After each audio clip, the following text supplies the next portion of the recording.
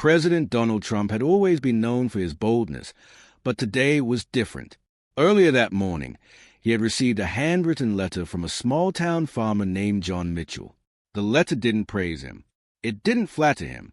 It simply invited him to visit a struggling family farm and see the reality firsthand. Instead of ignoring it, Trump did something unexpected. He accepted. The presidential convoy rolled down a narrow country road, tires crunching over gravel. Secret Service agents scanned the field with cautious eyes as they stepped out. John Mitchell, a proud third-generation farmer, wiped his hands on his worn overalls and extended a firm handshake. "Mr. President, I appreciate you coming," John said, "but I won't sugarcoat my words." Trump smirked. "I wouldn't expect anything less." John didn't waste time. "So, politicians make big promises, but farmers are drowning. Prices drop, fuel costs rise. Are you here to listen, or just to talk?" Trump raised an eyebrow. "John, I respect farmers, but things take time." "Time?" John scoffed. "We don't have time. Our land suffers. Families break under debt. Big corporations buy out small farms." Trump crossed his arms. "I've done more for farmers than most presidents." John wasn't intimidated. "Then why am I still struggling?" The air grew tense. A Secret Service agent shifted uneasily, unsure whether the conversation might explode. Before it could, John's wife, Lisa, stepped in. "Gentlemen, let's sit down inside." In their modest kitchen, John pointed toward the refrigerator. "Mr. President, we grow food for thousands, but we can barely afford our own groceries." Trump frowned. "What's stopping you from succeeding?" John leaned forward. "Big corporations. They buy land, drive down prices, and push small farmers out." "That's capitalism," Trump replied, tapping the table. "There's a difference between competition and being crushed," John said, jaw clenched. Lisa placed a plate of homemade cornbread in front of Trump. "You should taste what struggling America really is." Trump chewed thoughtfully. "It's good." She smiled sadly. "We sell that at the market and barely break even." John sighed. "Farming isn't just a job, Mr. President. It's our life. Our kids should inherit this land, not debt." Trump nodded. "I hear you." John leaned closer. "But do you understand us?" For the first time, Trump looked around, not at charts or polls, but at family photos, worn furniture, and cracks in the wall. He wasn't in a boardroom or at a rally. He was in the heart of America, where words weren't enough. John rolled up his sleeves. "Let me show you something." Outside, he held up his hands, calloused, cracked, dirt-stained. "These hands have worked this soil since I was a boy. My father's hands looked the same, and his father's before him." Trump studied them in silence. "Hard work," John said.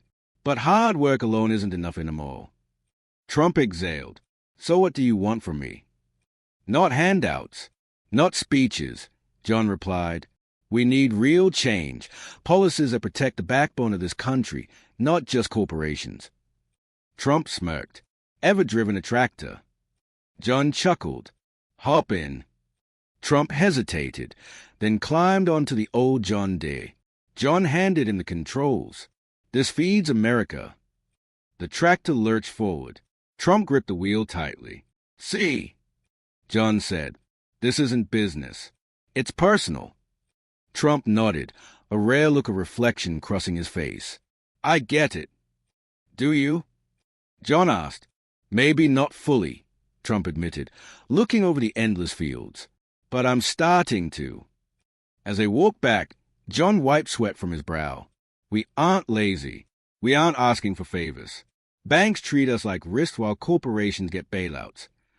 "I believe in free markets," Trump said. "Markets should be fair," John replied. "Not rigged." Trump sighed.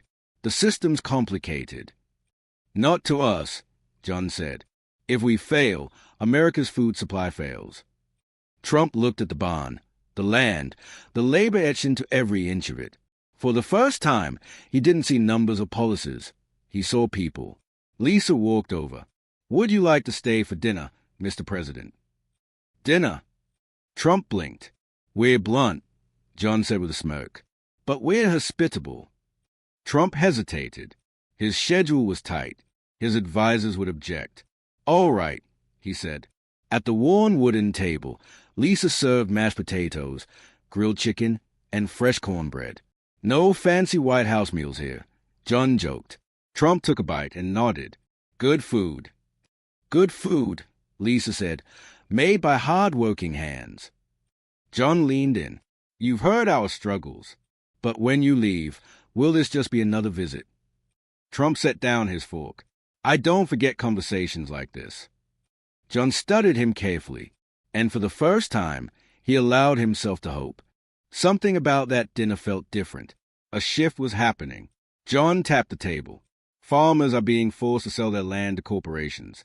They control prices, and we can't compete. Trump nodded slowly. So what's the solution? Stronger protections for small farmers, John said. Better trade policies. Trump rubbed his chin. I've been tough on trade. John shook his head. And we're still suffering. We don't need politics. We need real action. Lisa spoke up gently. Farming isn't numbers on a chart, Mr. President. It's people. Families. Generations. Trump looked around the modest home again, and this time it hit him. Policies weren't abstract here. They were personal. As the meal ended, John leaned back. So, Mr. President, what now? Trump exhaled. I don't make empty promises. John smirked. Good, because we don't trust empty words. Trump stewed and extended his hand. Give me time. We don't have time, John replied, folding his arms. I'll do something about this. John hesitated, then shook his hand.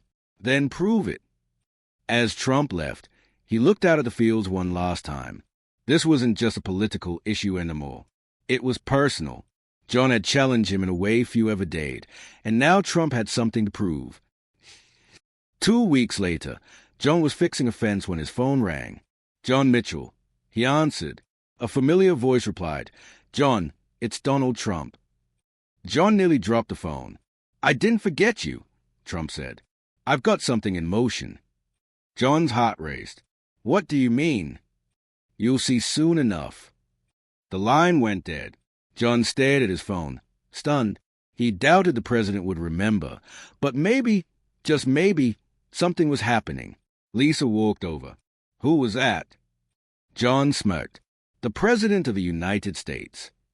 For the first time in years, John felt something unexpected. Hope. A month later, John sat in his truck listening to the radio. We have breaking news, the reporter announced. President Trump has signed an executive order aimed at protecting small farmers from unfair corporate practices. John's jaw dropped. Lisa rushed outside. Did you hear that? He jumped out of the truck, disbelief giving way to laughter. He actually did something. Across the country, farmers watched in shock. A president had listened. A president had acted. John wasn't easily impressed. But this was real. One afternoon, a black SUV rolled onto John's farm. A Secret Service agent stepped out. Mr. Mitchell, the president would like to see you. Moments later, Trump emerged, extending his hand. Told you I wouldn't forget. John shook his head, grinning. I'll admit, I'm impressed. Trump smirked. I don't just talk. I deliver.